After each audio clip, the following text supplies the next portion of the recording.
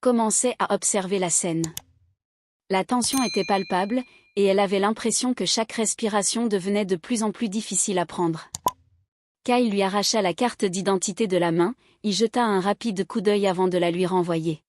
« Qu'est-ce que tu fais vraiment ici ?» demanda-t-il d'une voix dégoulinante de suspicion. Les yeux de Jane s'écarquillèrent. « Je te l'ai dit. Je vais juste au magasin. » Elle sentait la peur se transformer en frustration. « Puis-je y aller maintenant ?» Mais Kyle ne la lâcha pas. Il fit un pas de plus vers elle, son visage à quelques centimètres du sien. « Tu penses que tu peux me répondre ?» Il ricanait. « Tu agis comme si tu avais quelque chose à cacher. » Le cœur de Jane battait la chamade. Elle pouvait sentir la tension monter autour d'elle. « Je n'ai rien à cacher, » dit-elle, la voix tremblante. « S'il vous plaît, je veux juste aller au magasin. » Et puis tout se passa si vite. Kyle s'élança en avant et la poussa violemment. Jane trébucha en arrière, luttant pour garder son équilibre, mais son ventre lourd rendait l'arrêt difficile. « S'il vous plaît » cria-t-elle, mais ces mots ne firent qu'enflammer la colère de Kyle. Il s'avança à nouveau et, avant que quiconque puisse réagir, il lui donna un coup de pied dans le ventre. La force de l'impact la jeta au sol. Elle cria de douleur, en serrant son ventre, les larmes coulant sur son visage. « Mon bébé » halta-t-elle, sa voix brisant le silence autour d'elle. Il n'y avait plus qu'un instant de silence, puis les cris éclatèrent. Les spectateurs se précipitèrent vers elle, horrifiés par ce qu'ils venaient de voir. « Appelez une ambulance » cria quelqu'un. D'autres tentaient d'aider Jane, allongée sur le sol, se tordant de douleur, berçant son ventre, murmurant « S'il vous plaît, mon bébé, s'il vous plaît, va bien. » Pendant ce temps, Kyle reculait, mais personne ne l'écoutait. Tous les regards étaient tournés vers Jane, remplis de colère, de choc et d'incrédulité. Comment un policier avait-il pu faire une chose aussi cruelle et insensée? Le son des sirènes résonna, de plus en plus fort, alors qu'une ambulance se précipitait vers eux. La vision de Jane se brouillait à cause de la douleur, mais elle pouvait encore entendre des voix pleines de peur et d'urgence autour d'elle.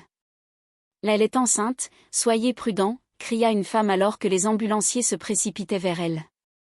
Ils évaluèrent rapidement son état et la soulevèrent soigneusement sur une civière. Les portes de l'ambulance se fermèrent et emportèrent Jane. Les spectateurs se tournèrent alors vers Kyle.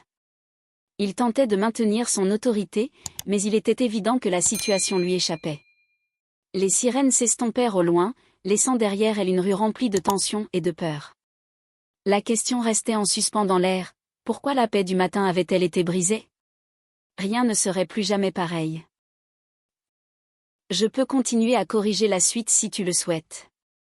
La structure de ton texte est déjà intéressante, mais avec ses ajustements, il devient plus fluide et plus facile à suivre. Elle remarqua que rage, peur et pouvoir caché se heurtent lorsqu'un flic raciste franchit la ligne d'arrivée en attaquant une femme noire enceinte en plein jour. Mais le lendemain, toute la ville est abasourdie en découvrant que la vie du flic se déploie, et qu'il est obligé de faire face aux conséquences de ce qu'il ignorait. Son mari n'est pas un homme ordinaire. C'est une histoire de secret de justice et du lien incassable d'une famille. Restez à l'écoute pour voir jusqu'où un homme ira pour protéger ceux qu'il aime. C'était une matinée ensoleillée à Harrison, dans l'Arkansas. Le ciel était clair et une douce brise murmurait à travers les arbres bordant les rues calmes. Jane est sortie de sa belle maison en briques blanches, son visage rayonnant d'un sourire chaleureux. Elle était une femme noire, gentille et riche, et aujourd'hui, elle avait un plan spécial. Jane était enceinte de quelques mois, son ventre rond et lourd, mais elle se comportait avec grâce.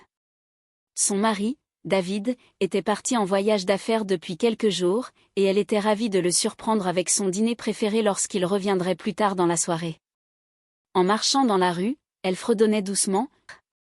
Elle se frotta doucement le ventre en sentant un léger coup de pied en réponse. Jusqu'au magasin. Elle lui donnait non seulement l'activité physique dont elle avait besoin, mais lui permettait aussi de profiter de l'air frais et de saluer ses voisins. Les gens de la communauté la connaissaient bien et lui faisaient souvent signe à son passage. Leur sourire reflétait le sien. Elle se déplaçait à un rythme lent et régulier, en prenant soin de ne pas se surmener, mais en ressentant un sentiment de bonheur et de but à chaque pas. Le monde se sentait paisible, et elle était contente. Alors qu'elle approchait du coin, l'esprit de Jane se tourna vers le repas qu'elle préparait.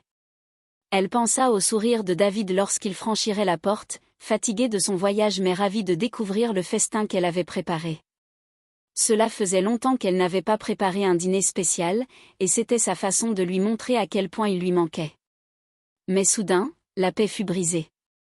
Un cri fort éclata dans la matinée calme alors qu'une voiture de police s'arrêta sur le côté, ses pneus grinçant contre le trottoir. Jane se tourna, surprise, alors que la vitre de la voiture s'abaissait, révélant l'officier Kyle, un flic blanc, nouveau dans la ville. Il avait rapidement acquis la réputation d'être impoli et inutilement agressif, toujours avec un air froid et sévère sur le visage. Il regarda Jane en plissant les yeux, comme s'il avait déjà décidé qu'elle était coupable de quelque chose. « Arrêtez-la », ordonna-t-il d'un ton tranchant. Jane se figea, la confusion l'envahit. « Excusez-moi », dit-elle d'une voix douce mais ferme, « y a-t-il un problème ?» L'officier Kyle ne répondit pas à sa question. À la place, il sortit de la voiture, ses yeux toujours fixés sur elle. « Je veux voir votre carte d'identité », demanda-t-il, marchant vers elle avec une autorité qui semblait plus intimidante que nécessaire. Jane hésita, une lueur de peur jaillissant en elle. « Je vais juste au magasin », répondit-elle, essayant de garder sa voix ferme. « Pourquoi avez-vous besoin de voir ma carte d'identité ?» L'expression de l'officier s'aggrava, devenant plus hostile. « Parce que je l'ai dit », répondit-il sèchement. « Tu agis de manière suspecte et je veux savoir ce que tu fais ici. » Jane sentit un frisson lui parcourir le dos. Elle n'avait rien fait de mal, mais la façon dont il la regardait lui donnait l'impression qu'elle était déjà coupable de quelque chose. Son cœur battait à tout rompre, mais elle prit une profonde inspiration, essayant de rester calme. « Je ne fais rien de mal, » dit-elle, sa voix à peine au-dessus d'un murmure. « Je vais juste au magasin pour acheter des choses. »« Montre-moi ton idée », cria Kyle, la coupant. Jane fouilla rapidement dans son sac à main et lui tendit sa carte d'identité, espérant dissiper la situation. Elle sentait ses mains trembler en la lui passant, en levant les quelques passants.